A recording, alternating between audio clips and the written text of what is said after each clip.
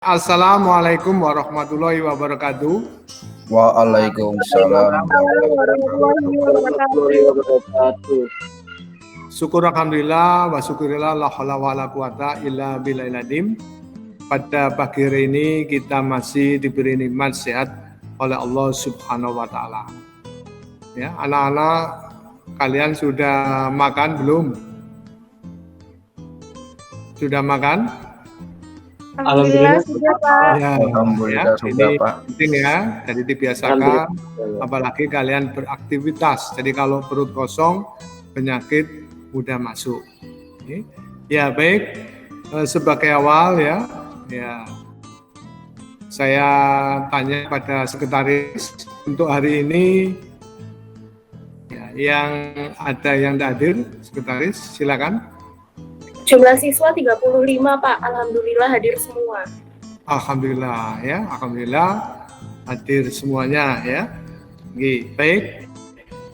Silakan untuk dipimpin ya, berdoa. Baik, marilah kawan-kawan, sebelum kita memulai pelajaran pada pagi hari ini, ada baiknya kita berdoa menurut agama dan kepercayaan masing-masing. Berdoa saya pimpin, berdoa dimulai.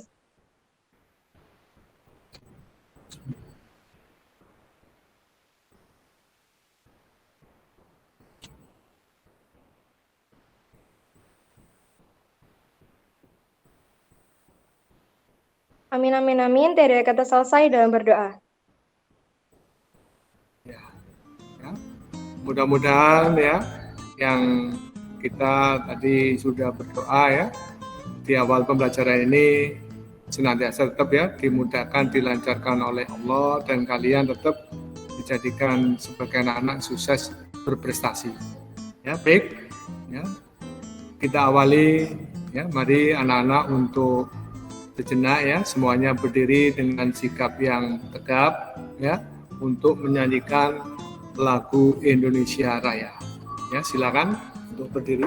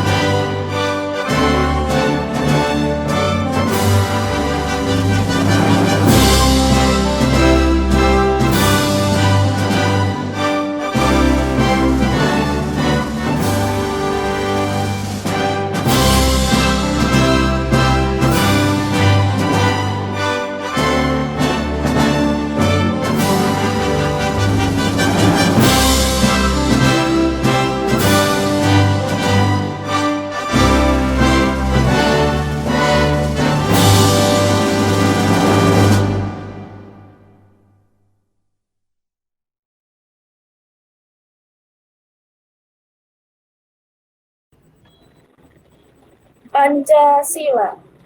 1. Ketuhanan yang Maha Esa. 2. Kemanusiaan yang adil dan beradab. 3. Persatuan Indonesia. 4. Kerakyatan yang dipimpin oleh hikmat kebijaksanaan dalam permusyawaratan perwakilan. 5. Keadilan sosial bagi seluruh rakyat Indonesia.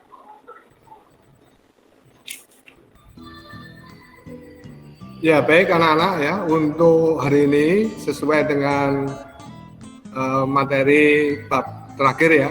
Alhamdulillah anak-anak untuk materi terakhir ini tentang hukum dan peradilan nasional ya, merupakan bab 3 ya, bab terakhir. Ya, baik anak-anak ya, untuk hari ini akan saya jelaskan ya tentang materi bab 3 yaitu hukum dan peradilan nasional. Ya, sebelumnya mari anak-anak ya kita tidak lepas dari ya, protokol kesehatan ya. Ada beberapa hal yang perlu kalian lakukan ya. Yaitu pertama tetap kalian harus wajib memakai masker ya. Kemudian tetap ya, jadi kalau kalian akan masuk ya di ruangan ya, tetap kalian harus cek lebih dahulu ya suhu tubuh ya. Kemudian wajib cuci tangan di tempat yang telah disediakan. Selain itu menjaga jarak dengan orang lain ya, dan tidak bersentuhan secara fisik. Jadi kita harus tetap jangan sampai meninggalkan tentang protokol kesehatan. Ya, baik anak-anak ya, sebelum saya akan menjelaskan ya tentang hukum dan peradilan nasional, akan saya tayangkan terlebih dahulu video ini tentang pelanggaran hukum. Ya. Sehingga nanti tolong ya dari video yang saya tampilkan ini saya minta nanti ada yang memberi tanggapan. Silakan.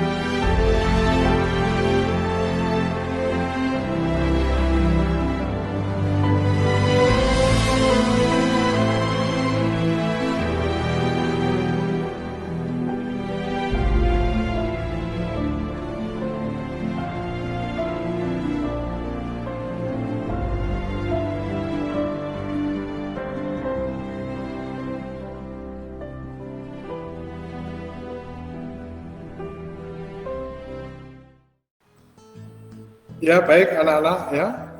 Tadi kalian sudah ditayangkan ya adanya video. Ya, kira-kira bagaimana menurut tanggapan Anda dari penayangan video itu? Ya silakan, barangkali ada yang mau memberi tanggapan. Saya mau mencoba memberi pendapat, Pak. Oke. Silakan, namanya siapa, Nak? Aisyah Nama Taki absen 1. Di absen 1. Silakan Mbak Aisyah. Ini monggo. Iya, jadi menurut saya apa yang dilakukan sama polisi tadi di video itu sudah benar. Karena sebagai polisi itu harus bekerja secara profesional. Dan itu juga berlaku dalam memberikan kebijakan sehingga jika menangani kasus-kasus yang menimpa seperti tadi istrinya, itu tidak boleh memberikan perlakuan khusus. Dan selama ini kita juga sudah tahu bahwa tilang itu merupakan hal yang marak terjadi di Indonesia. Dan pelanggaran-pelanggarannya itu didominasi oleh pengendara yang tidak membawa surat-surat kendaraan seperti STNK, SIM, tidak memakai helm, dan tidak mematuhi lalu lintas. Nah, kalau di masa sekarang ini, selain dari polisi harus bersikap profesional dalam mengerjakan tugasnya, ada beberapa inovasi tentang tilang, yaitu e-tilang, Pak. Nah, setahu saya e-tilang ini adalah sistem tilang elektronik yang memanfaatkan CCTV untuk mengawasi dan melihat apa aja pelanggaran yang sudah dilakukan oleh pengendara bermobil dan bermotor yang ada di jalan raya. Itu pendapat saya, Pak. Terima kasih. Ya, luar biasa. Ada lagi? Silakan. Satu lagi. Saya, Pak. Gini, namanya siapa? Mas Tarial. Nomor saya berapa, Nak? 33, Pak. 23. Monggo, Mas Tarial. Ya, Pak. Ya, saya akan menanggap. Tadi yang sudah ditampilkan di video itu kan ada seorang ibu-ibu yang melanggar aturan lalu lintas. Yaitu salah satunya menerobos lampu merah.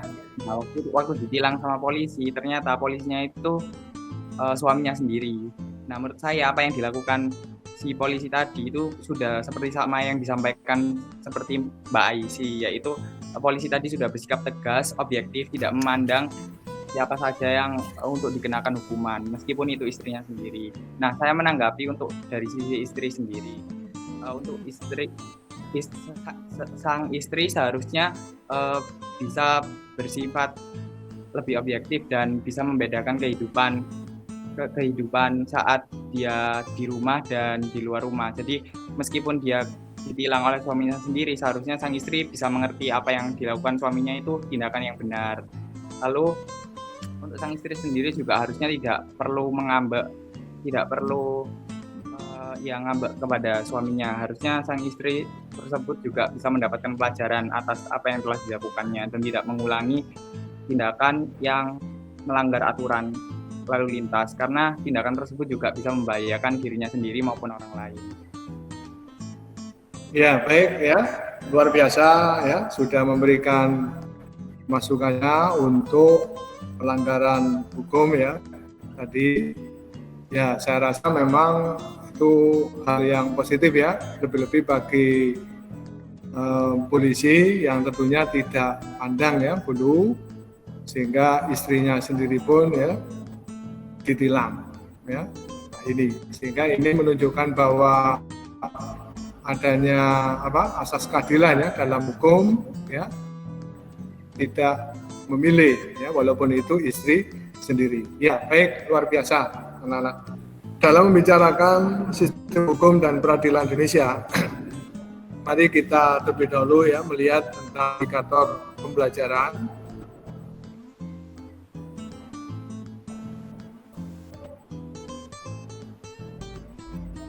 Pertama, mensyukuri nilai-nilai dalam sistem hukum dan peradilan Indonesia sesuai dengan Undang-Undang Dasar Negara Republik Indonesia tahun 1945.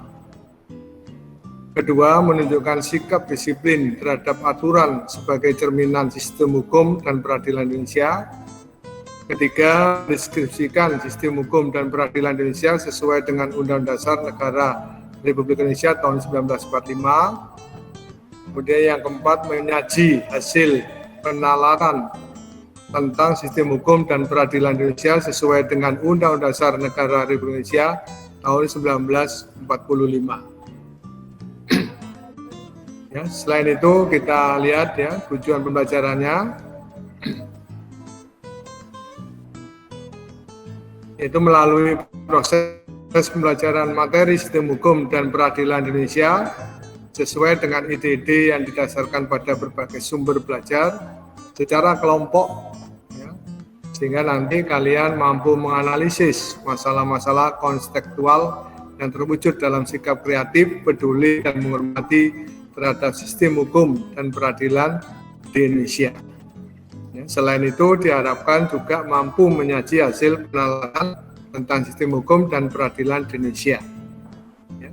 Dan anak-anak, ya, perlu diketahui bahwa dalam pembelajaran ini tentunya memakai model pembelajaran yaitu debat, ya, sehingga nanti akan saya bagi, ya, kelompok untuk melakukan debat yaitu pro kontra. Dan untuk penilaiannya ada 3, ya, nanti ada penilaian yaitu pengetahuan, keterampilan, dan penilaian sikap. Baik, anak-anak, akan saya berikan penjelasan, ya, singkat tentang peta konsep, ya, tentang pembelajaran sistem hukum dan peradilan di Indonesia. Ya, perlu kita ketahui bahwa ada beberapa hal yang terkait dengan peta konsep sistem hukum dan peradilan di Indonesia. Ya, sistem hukum di Indonesia ini tentunya nanti kita bicarakan bagaimana tentang makna dan karakteristik hukum, kemudian penggolongan hukum, tujuan hukum, kemudian teori hukum, ya, di Indonesia, instrumen hukum yaitu nasional.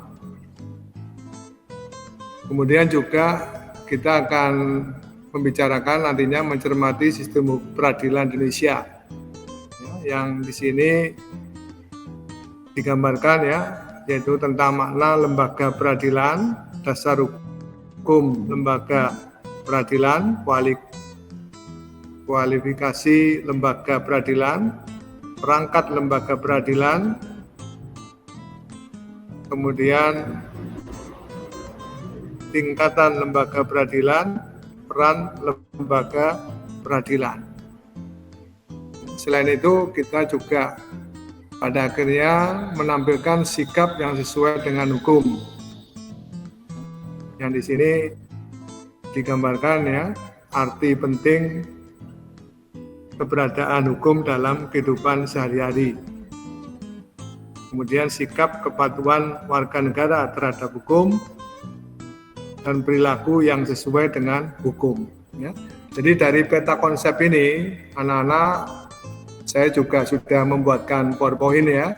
Nah, itu nanti tetap kalian pelajari, ya, PowerPoint itu nanti, dan kalian juga bisa nanti dari PowerPoint itu mengkaitkan dengan tugas kalian yang ada di ESKS, ya, UKBM itu. Ya, insya Allah di PowerPoint itu nanti bisa membantu lah, ya, yang sudah saya ringkaskan. Ya, baik anak-anak, ini aja gambaran. Barangkali ada yang perlu ditanyakan, ya, dari apa yang disampaikan Pak Bambang tentang peta konsep tadi, yang tadi saya juga gambarkan PowerPoint untuk bisa dipelajari. Oke, ada pertanyaan anak-anak? Ya, silakan. Sebelum kalian mengerjakan yaitu tugasnya. Permisi Pak, mohon maaf. Ya. Saya ingin bertanya terkait dengan hukum, kan ada istilah grasi dan remisi. Menurut Bapak itu apa yang dimaksud dengan grasi dan remisi, ya Pak? Ya, Mbak Talita, nomor absen berapa, nak? Nomor absen 34, Pak. Ya. Ya, terima kasih, ya, atas pertanyaannya, luar biasa, ya. Jadi memang di situ ada istilah, ya, kan, dalam kaitannya dengan hukum itu grasi dan remisi. Jadi grasi ini sebenarnya merupakan salah satu, ya, istimewa presiden. Ya, memang ini hak prerogatif presiden, ya, sebagai selaku kepala negara. Presiden. Selain ada grasi, ada abolisi, amnesti maupun rehabilitasi. Jadi gerasi itu merupakan pengampunan. Ya. Pengampunan itu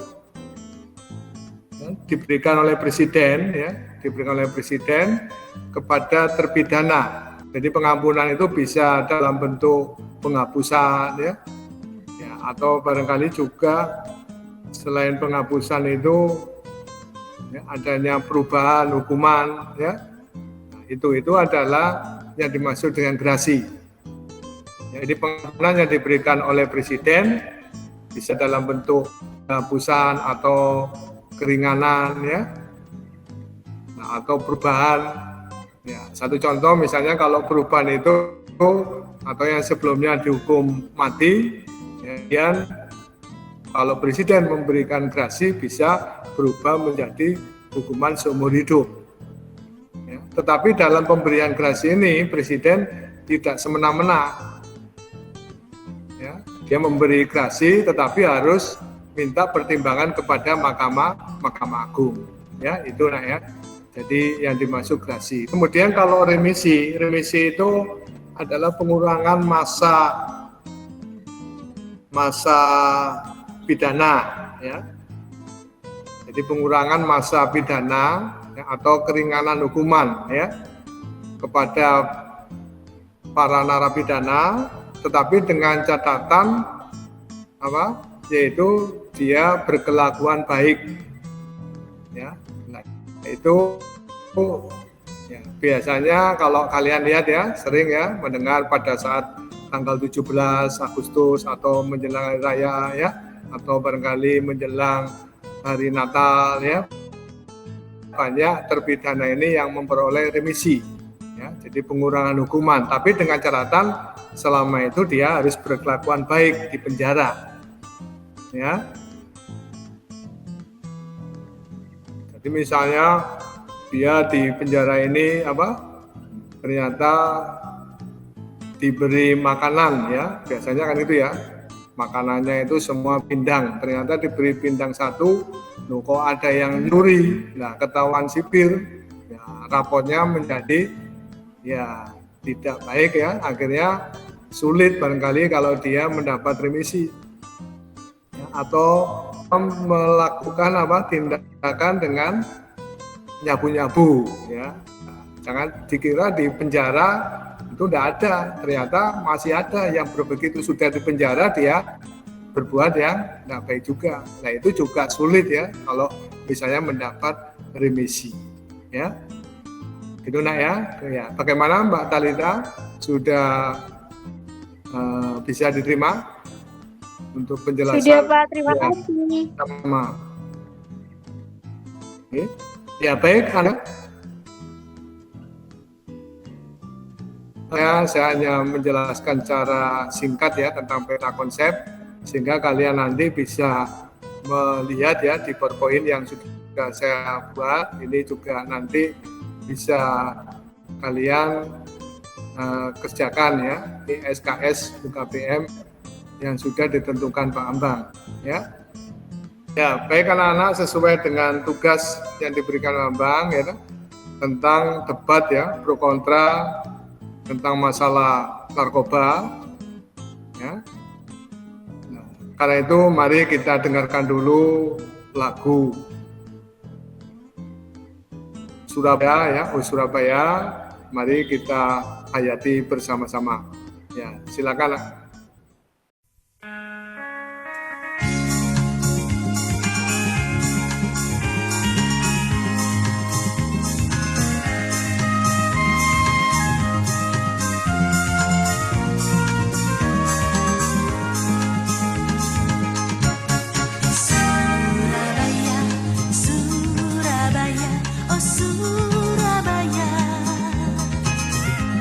Kota kenangan, kota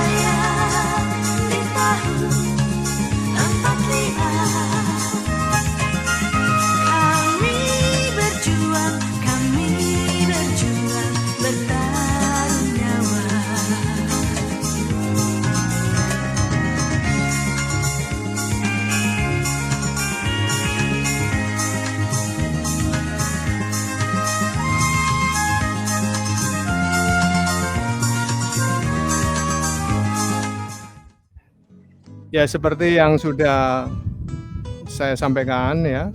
Jadi anak-anak setelah kalian ya mendengarkan lagu Surabaya ya, Surabaya. Ya, jadi mari kita mulai sekarang yaitu sesi debatnya seperti yang sudah saya sampaikan ya. Jadi nanti ada debat ya pro kontra tentang masalah narkoba. Sebagai moderator adalah Mbak Aisy Ataki. Ya, silakan Mbak Atasi untuk dimulai. Hari ini kita akan mengadakan debat dengan mosi hukuman mati untuk tindak pidana pengguna narkoba. Di sini saya Aisy Ataki berperan sebagai moderator. Sebelum memulai debat, kita akan mendengarkan yel-yel dari masing-masing tim. Kepada tim 1, tim pro, dipersilakan menyanyikan yel-yelnya. Yo, 1, 2, 3, kelompok 1, bisa. Wah, bagus sekali yel-yelnya. Selanjutnya kita akan mendengarkan yel-yel dari tim kontra, yaitu tim 2, dipersilakan menyanyikan yel-yelnya. Ya, kelompok 2. Prestasi, yes. Narkoba, no. Ya, terima kasih. Wah, bagus sekali. Sekarang kita akan memulai sesi debatnya. Jadi mosinya akan saya ulangi lagi, yaitu hukuman mati untuk tindak pidana pengguna narkoba. Dipersilakan kepada Vicky sebagai pembicara tim 1 dan dari tim pro akan mengutarakan pendapatnya. Ya, menurut saya hukuman mati bagi orang yang terpidana narkoba itu perlu dilakukan. Karena narkoba itu sudah merusak generasi muda, bisa seperti menghilangkan nyawa. Bila seseorang telah kecanduan terhadap narkoba, mereka akan sulit untuk menghilangkan dan mereka akan cenderung melakukan apapun untuk bisa memenuhi nafsu kecanduan mereka.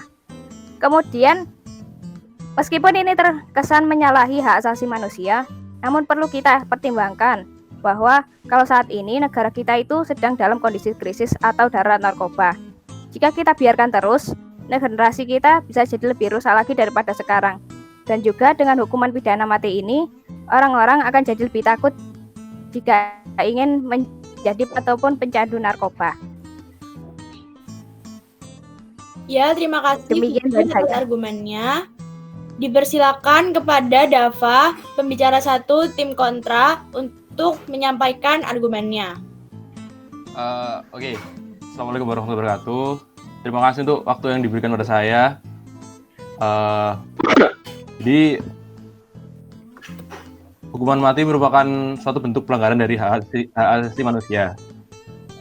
Karena bahwa tidak seorang pun boleh mencabut nyawa orang lain, bahkan negara sekalipun.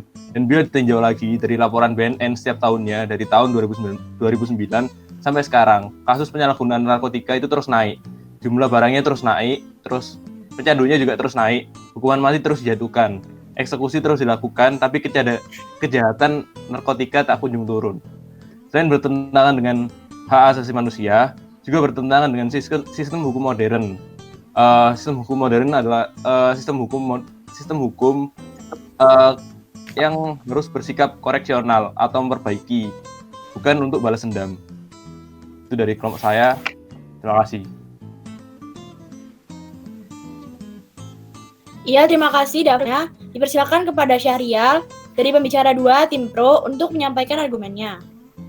Ya, terima kasih. Saya akan menyampaikan argumen saya. Yang pertama, saya akan membahas keefektifan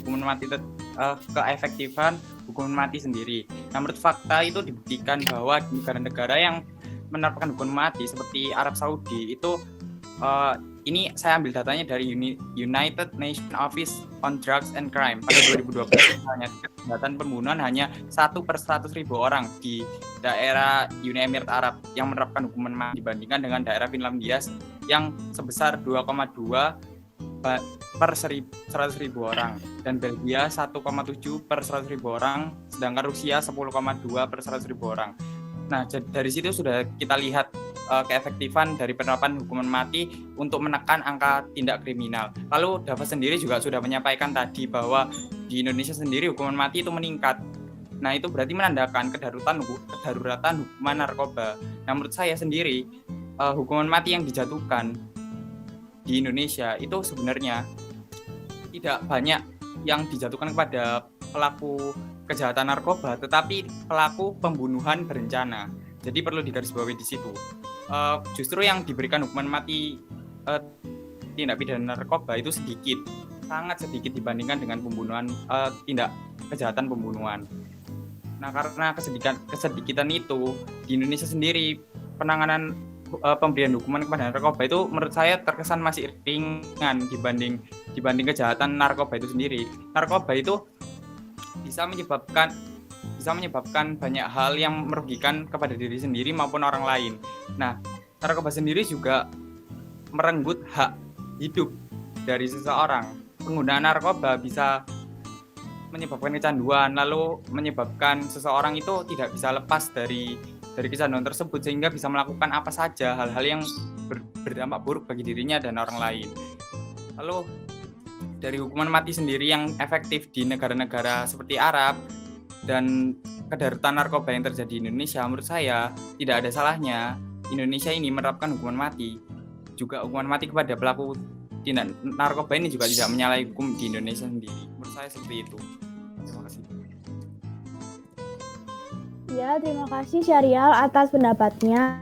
Selanjutnya dipersilahkan pembicara 2 dari tim kontra, Evan, untuk menyampaikan argumennya. Ya, terima kasih. Menurut saya pemberian hukuman mati kepada tindak pidana penggunaan narkoba itu tidak humanis, karena berapa persen dari pelaku penggunaan narkoba itu bisa saja menjadi korban, bukan sebagai pelaku. Jadi daripada pemberian hukuman mati yang menurut saya tidak humanis, sekaligus hanya akan mengurangi angka kelahiran penduduk, menurut saya lebih baik diberikan rehabilitasi. Terus untuk pengedar narkoba, menurut saya daripada diberi hukuman mati lebih baik diberikan hukuman penjara seumur hidup. Apakah sudah selesai? Sudah. Terima kasih kepada Evan atas pendapatnya. Selanjutnya dipersilakan kepada pembicara 3 dari tim Pro untuk menyampaikan argumen terakhirnya. Kepada Aisyah Laili dipersilakan. Iya, baik. Jadi menurut saya pemberian hukuman mati bagi pengguna narkoba itu sedang diperlukan oleh Indonesia ini. Karena pengguna narkoba itu selain dapat membahayakan generasi-generasi berikutnya, kemudian juga pemberian hukuman mati itu dapat dijadikan cara untuk menurunkan kasus penggunaan narkoba yang ada di Indonesia. Ya, seperti itu. Iya, terima kasih Aisyah Laili atas pendapatnya. Terakhir dipersilakan kepada pembicara 3 tim kontra, Ataya, untuk menyampaikan argumennya. Kepada Ataya dipersilakan. Ya, Assalamualaikum warahmatullahi wabarakatuh. Terima kasih atas waktu yang diberikan. Pada kesempatan kali ini saya ingin memberikan poin-poin yang perlu saya sampaikan. Yang pertama, berdasarkan ide yang disampaikan oleh Mas Evan, seperti yang disampaikan oleh Mas Evan tadi, penggunaan narkoba salah satunya mungkin adalah korban. Nah, sebagai mungkin pengguna narkoba itu mencari pelarian dari permasalahan hidupnya, jadi mereka memutuskan menggunakan narkoba. Oleh karena itu, saya rasa untuk melakukan menjatuhi hukuman mati orang yang menggunakan narkoba dengan alasan tersebut sangatlah tidak pantas. Oleh karena itu lebih baik jika dilakukan rehabilitasi daripada melakukan eksekusi mati. Terus berdasarkan data yang saya peroleh dari internet dan juga dari website pemerintah, biaya yang dikeluarkan oleh pemerintah untuk melakukan rehabilitasi dan juga untuk melakukan eksekusi mati sangatlah jauh perbedaannya. Yang pertama, untuk biaya rehabilitasi pengguna narkotika hanya diperlukan biaya sebesar 3,5 juta hingga 10 juta rupiah per orangnya. Sementara itu, untuk persiapan eksekusi mati diperlukan biaya yang cukup besar, yaitu sekitar 250 juta. Nah, dari perbedaan itu sangatlah krusial bagi negara, di mana terlebih lagi di era pandemi seperti ini, perekonomian Indonesia sangatlah lemah. Oleh karena itu, lebih baik jika dilakukan rehabilitasi, yang mana menjadi solusi yang menguntungkan baik itu bagi individu yang terlibat kasus narkoba maupun pemerintah yang sebagai regulator hukum. Ya, itu saja yang bisa saya sampaikan. Terima kasih atas kesempatannya. Ya, terima kasih Ataya atas pendapatnya. Terima kasih juga kepada pembicara 1-3 dari kedua tim yang sudah menyampaikan pendapatnya. Selanjutnya, kepada pembaca kesimpulan dari tim 1 dan tim 2, dipersilakan untuk membacakan hasil simpulannya. Kepada pembaca kesimpulan tim Pro, dipersilakan untuk menyampaikan hasil catatannya.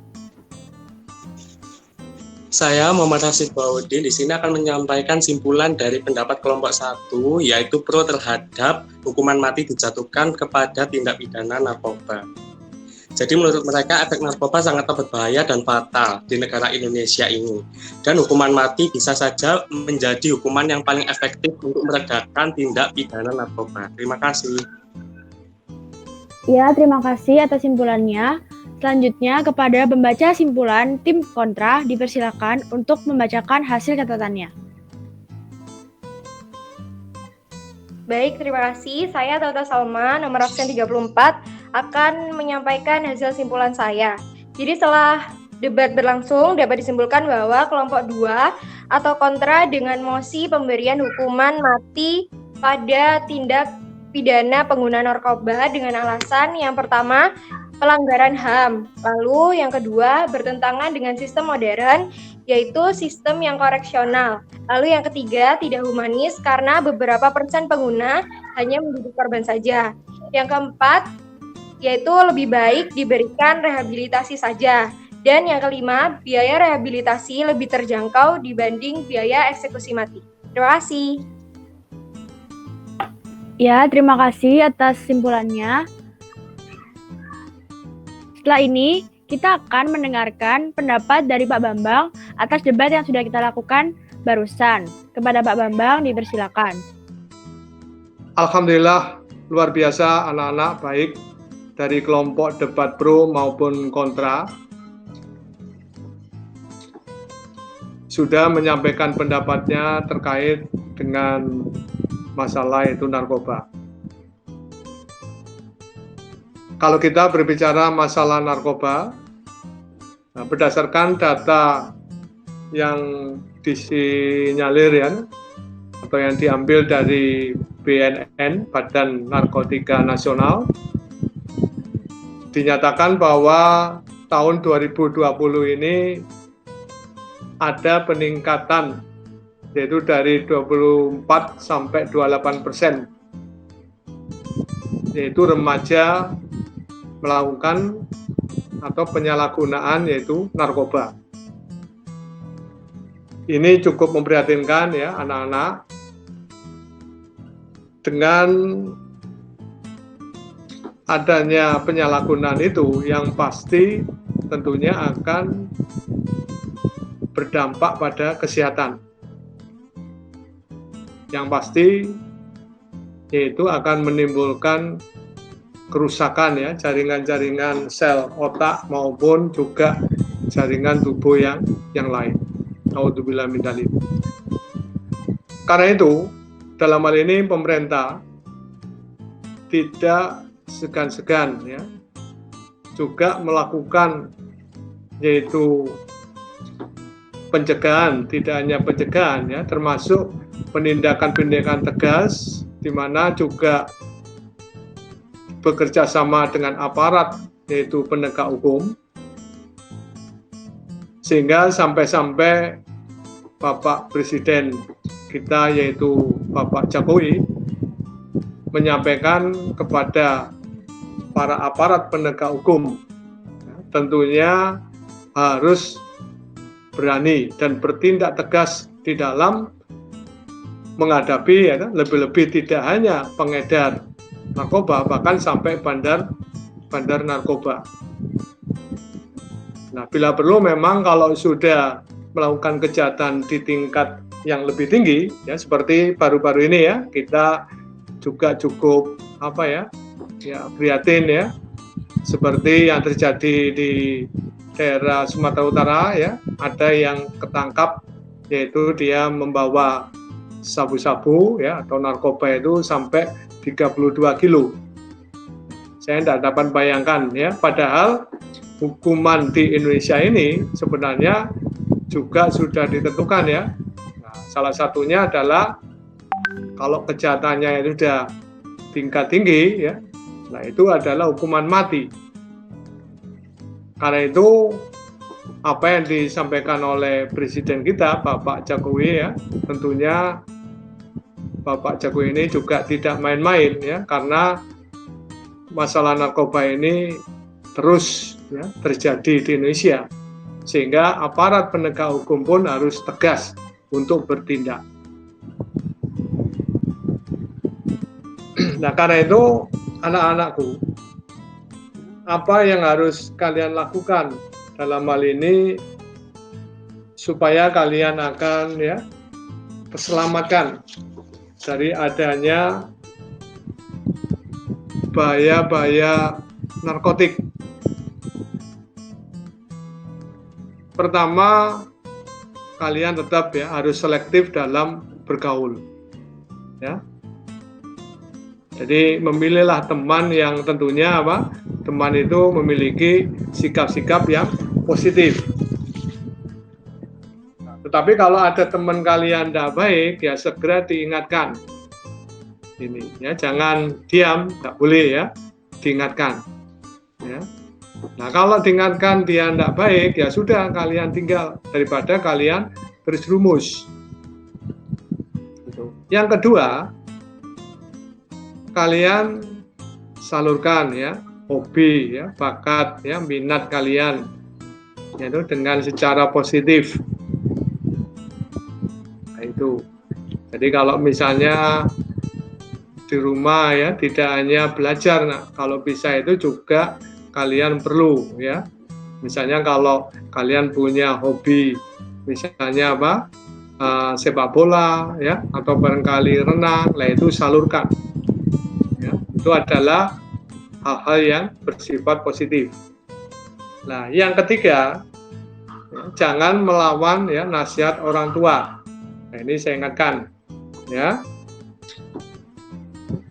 Jadi ini, karena bagaimanapun juga orang tua itu adalah doanya itu mustajab ya, doanya manjur. Jadi jangan berani. Ya. Nah, lebih-lebih kalau kecenderungan kalian berani sama orang tua, itu juga akan bisa berpengaruh ya, perilaku kalian, ya, lebih-lebih tidak hanya di lingkungan keluarga, bahkan nanti di luar pun. Yang keempat, ya, laksanakan tuntunan agama. Ya, jadi agama itu sebenarnya bisa mencegah ya, bisa mengatasi segala solusi permasalahan-permasalahan yang ada, dan yang terpenting juga bisa mencegah kalian tentunya apabila berbuat sesuatu yang tidak baik. Gitu. Dan yang terakhir, ya, kalian juga kalau ada hal yang tentunya ada seseorang yang kalian curigai ya, atau barangkali kalian melihat ya secara langsung di lingkungan kalian ada hal yang mencurigai tentang atau terkait dengan masalah sabu-sabu, narkoba ya. Nah, kalian ya bisa melaporkan ya. Misalnya kalau di lingkungan masyarakat ya jelas di Pak RT ya, Pak RT, sehingga nanti ya barangkali kalau itu memang benar terjadi, Pak RT bisa bekerja sama dengan pihak kepolisian. Itu. Ya, terima kasih Pak Bambang atas pendapatnya mengenai sesi debat dari tim 1 dan tim 2. Dengan demikian, saya Aisyah Taki sebagai moderator. Debat kali ini sudah berakhir dan terima kasih atas perhatiannya. Mohon maaf bila ada kesalahan kata maupun informasi yang sudah saya sampaikan sebelumnya. Wassalamualaikum warahmatullahi wabarakatuh. Jadi itu anak-anak yang perlu saya sampaikan ya, sekilas mengenai masalah narkoba. Dan perlu saya ingatkan anak-anak ya, sebelum saya akhiri pembelajaran hari ini, saya sampaikan jangan lupa ya, dipersiapkan ya untuk pertemuan selanjutnya. Ya, jadi tolong ya, pertemuan selanjutnya. Jadi untuk kelompok yang belum debat, ya, jadi yang belum debat ya, setelah ini kalian bisa langsung membuka dan melanjutkan UKBM di SEKS ya. Bisa dipelajari materi dari PowerPoint yang sudah saya buat, yang kemarin sudah saya berikan ke Mbak Talita ya. Nah itu. Jadi nanti tolong dicek. Ya, terima kasih anak-anak ya. Dan tetap kalian jaga kesehatan. Mohon untuk Mbak Talita ya, dipimpin dengan doa ya, sebagai penutup pembelajaran. Terima kasih. Baik kawan-kawan, sebelum mengakhiri pelajaran pada pagi hari ini, ada baiknya kita berdoa sesuai agama dan kepercayaan masing-masing. Berdoa saya pimpin, berdoa dimulai.